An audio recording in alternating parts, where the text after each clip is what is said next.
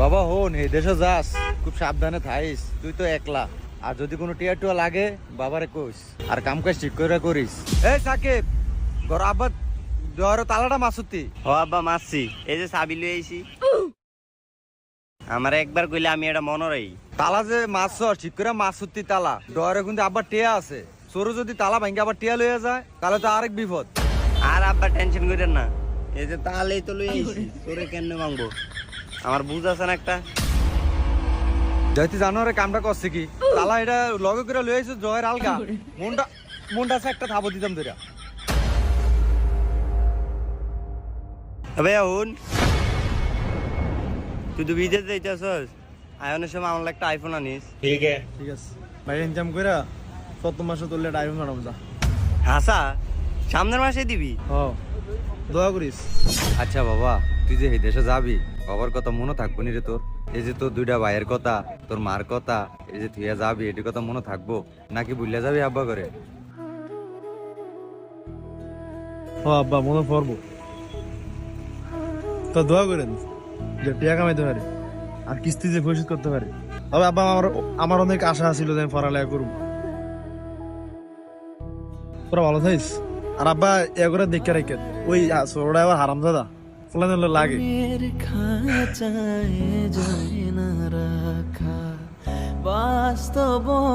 মনে পড়বো আব্বা। কান্দুস খেতে আব্বা, আমগো গরিবের চোখে কি পানি মানায়? টিয়া যদি এমন কাম আছে রে বাবা, তোর পিছনে কত মানুষ এমন কানবো। বাইরে বলিস না কেন ভাইয়া তুই কান্দোস, তুই কবে আইবি? আমু আল্লাহ যদি বাঁচায় 4-5 বছর পরে আবার আমু।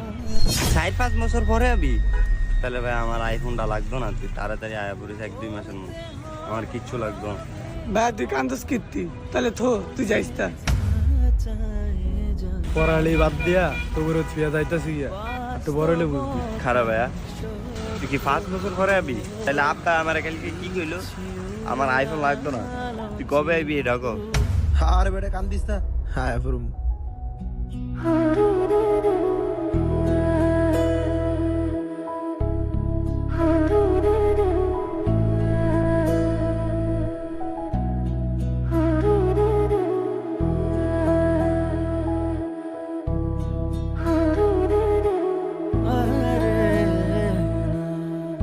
মনের খাঁচায় যায় না রাখা বাস্তবতার সত্য,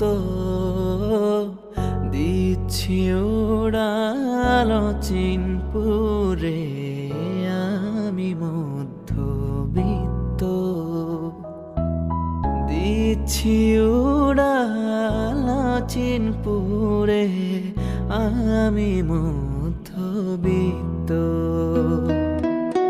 করতে হবে স্বপ্ন পূরণ, ছেড়ে যাচ্ছি মায়ার বাঁধন, প্রিয়জনের মুখের হাসি দেখব না তো নিত্য।